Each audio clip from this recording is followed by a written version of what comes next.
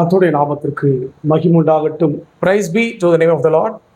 தேவனுடைய ஒவ்வொரு நாளும் நம்மை தாங்குவதை உணர்ந்து, As we know how God is sustaining us day to day, நாம் அதை புரிந்து to understand that, அவரோடு இணைந்து let us unite with Him, அவரை துதித்து to praise Him, அவரை போற்றி மகிமைப்படுத்த to glorify and worship Him. நம்மை மனதார ஒப்பு கொடுப்போம். We should surrender heartfully. நேற்று தாவீதின் அனுபவத்தை பார்த்தோம். As we see the experience of David தேவகாரியம் ஒவ்வொன்றிலும் in God's work ஆசையோடு கூட with a love, தாகத்தோடு செய்வதை பார்க்க முடிகிறது. with an eagerness, He is doing everything.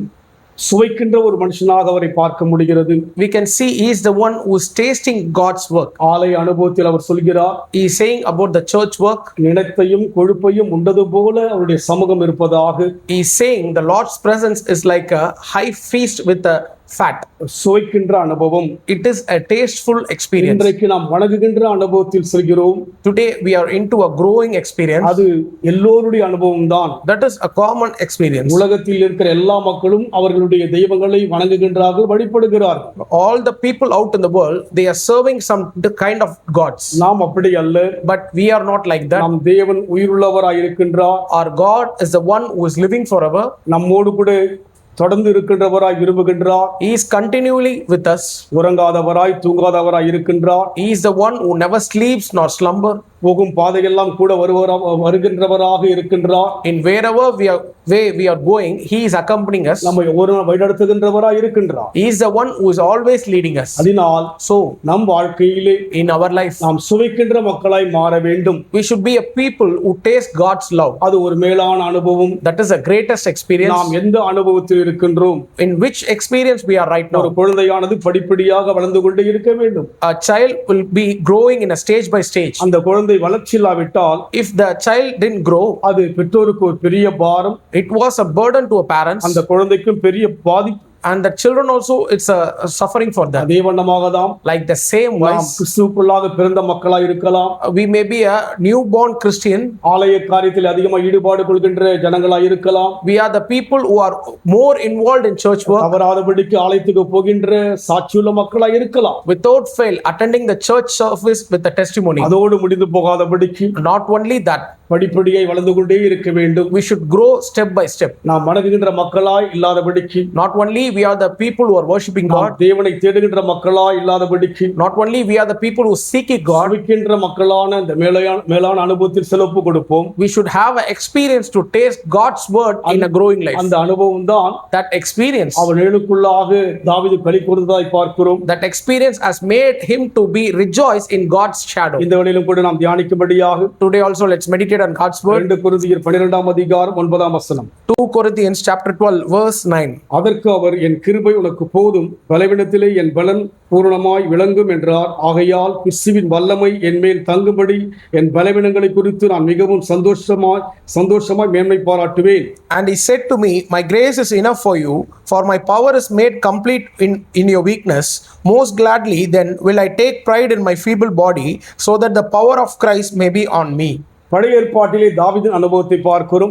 In the Old Testament we look at the experience of David. தாவீதின் அனுபவம் மாத்திரமல்ல, Not only the experience of David, அநேக பரிசுத்தவான்கள் பழைய ஏற்பாட்டிலே அனுபவங்களை சொல்லியிருப்பதையும் பார்க்க முடியும். many godly people also have shared that experience about God. ஆனால் தாவீது அதிகமாக பகிர்ந்ததை நாம் வேதத்திலே பார்க்க முடியும். But we can see David experienced more things than other people. அதேபோல் புதிய ஏற்பாட்டிலும் கூட Like the same manner in the New Testament, அநேக அப்போஸ்தலர்கள் சீஷர்கள் பகிர்ந்து சொல்வதை பார்த்திருக்க முடியும். many disciples and apostles were there.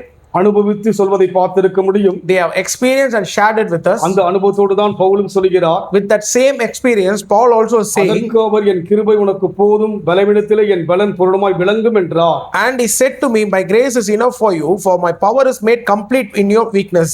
தேவன் சொன்னதாக பவுல் சொல்கிறார். And he is saying, God said to me. அப்படியானால் பவுலின் வாழ்க்கையிலே பலவீனங்களை சந்தித்திருக்கிறார். So in the life of Paul, he has experienced sickness. பலவீனங்கள் அவரை மேற்கொண்டதாக அவர் சொல்கிறார். He said that many times sickness have overcame him. ஆனால் அதற்கு மேலாக தேவனை பார்க்கிறார். But above of that, he is looking at God. பலவீனம் அவருடைய சரீரத்துக்கு பாதிப்பை கொடுத்தாலும் கூட, Even though that sickness has created a problem in his own body, ஆனால் அவருக்குள்ளாக பலத்தை விளங்கிக் கொள்கிறார். but he is experiencing a strength in his body. நம் வாழ்க்கையில் கூட In our life also, பலவீனம் வரும்போது ஒரு டாக்டரை மருத்துவரை சந்திக்கின்றோம். When we are onto a sickness, we are meeting a doctor. அவர்கள் கொடுக்கின்ற மருந்துகளை நாம் சாப்பிடுகின்ற போது We are taking the medicines which they prescribe. பலம் விலகுகின்றது. We are experiencing the strength. ஆனால் தொடர்ச்சியாக மருந்தையும் மாத்திரையும் நாம் சாப்பிட ஆரம்பித்து விட்டால், But when we continually intake a medicine for a longer time, அதுவே நமக்கு அதிகமான பலவீனத்தை கொடுத்து விடும். that itself brings a problem in our life. அது இல்லாமல் நம்மால் இருக்க முடியாது என்கிற சூழ்நிலைக்கு தள்ளிவிடும். Without that, I can't able to survive on a mindset it will create. ஆனால் பவுலின் அனுபவத்தில் Paul's experiences, தேவ கிருபையை அவருக்குள்ளாக பெற்றுக்கொண்டு he understands the grace of God in his life. பலவீனத்தையும் தனக்குள்ளே பார்த்து கொண்டு He understands the sickness on his body also. தேவ பலத்தை விலகிக் கொள்கிறார். He understands God's strength, power in his body. விலகிக் கொண்டபடியினால்தான் Because he understands that, அவர் அந்த 9ஆம் வசனம் சொல்லுகிறார். that 9th verse is saying, at the end part, கிறிஸ்துவின் வல்லமை என் மேல் தங்கும்படி என் பலவீனங்களை குறித்து நான் மிகவும் சந்தோஷமாய் மேன்மை பாராட்டுவேன். will I take pride in my feeble body so that the power of Christ may be on me. என் பலவீனத்திலே ஒரு மருத்துவர் தொடுவது எப்படியோ, How in my sickness a doctor has been meditating, அதுபோல் தேவனை தொடுவதை நான் பார்க்கிறேன். like the same manner God is touching அதனால் me. கிறிஸ்துவை மேன்மை பாராட்டுகிறேன். So I am glorifying Christ. அதனால் இன்றைக்கு ஒன்றை தெரிந்து கொள்வோம். So let us understand one thing very clearly. பலவீனங்களையே சொல்லிக் கொண்டிருக்காதபடிக்கு To not say about only the sickness, தேவனை குறித்து உயர்வாக பேசுவோமே. say God about many things. அவர் உயிருள்ளவர் அல்லவா? He is the one who will reveal. அவர் தழும்புகளால் சுகமாக்க அல்லவா அவர் அடிக்கப்பட்டார்? He has been bruised his body for our goodness. நம்முடைய பாடுகளை ஏற்றுக்கொள்ளவா நொறுக்கப்பட்டார்? He has been bruised for our goodness. எல்லாம் விளக்கமாய் கொடுக்கப்பட்டிருக்கிறது. It's all been mentioned in the Bible. விளங்கி இருக்கிறதா? Are we understand that? விளங்கவில்லையே. We didn't understand இனி that. விளங்கிக் கொள்ள ஒப்பு கொடுப்போம். Let us understand the truth. Pavul விளங்கிக் கொண்டார். Paul understood that. நாம் யாவர் விளங்கிக் கொள்ள Let us all understand நம்ம that. ஒப்பு கொடுப்போம். Surrender today. அன்பின் ஆண்டவரே, Dear God, எங்களுக்குள்ளே பலவீனத்தை நாங்கள் பார்க்கிறோம். we are seeing sickness in our body. இந்த பலவீனம் எங்களை அதிகமாக ஆண்டவர் வேதனைப்படுத்துகிறது. That sickness is making me worry many times. நாங்கள் எவ்வளவோ மருந்துகளை நாங்கள் ஆண்டவர் எடுத்தாலும் கூட But we are taking lots of medicines. ஒரு முழுமையான சுகமில்லை. We are not experiencing a full நான் healing. பவுல் சொல்லுகிறார், As Paul says, விளங்கினது we understand இனி எங்கள் வாழ்க்கையிலே in my life, உம் கிருபையின் மூலமாய் சுகம் விளங்குவதாக. I will experience by your grace. ஏனென்றால் ஏழில் நாங்கள் தங்க விரும்புகிறோம். We want to stay in your shadow. தீபால துர்பியாதியம். We thank you, Lord. ஒவ்வொரு மீதும் ஆண்டவரே பலவீனத்திலே பலன் விளங்கும்படி ஒப்பு கொடுக்கிறேன். For all the people who are watching, let யாரெல்லாம் me experience பலவீனமாய் strength. இருக்கிறார்களோ Who are in sickness, அவளுக்குள் பலம் விளங்குவதாக. let your strength come on them. லீலோ தூரமாஷலா. Oh, we thank you, Lord. உருகரபது துர்பியாதியம். Oh, we thank you for that. விளங்குவதற்காய் நன்றி என்று Thank you சொல்லுங்கள். for on power on them. இயேசுவின் நாமத்தில் பிதா. In Jesus' name I கர்த்தர் pray. ஆசீர்வதிப்பாராக. God bless you.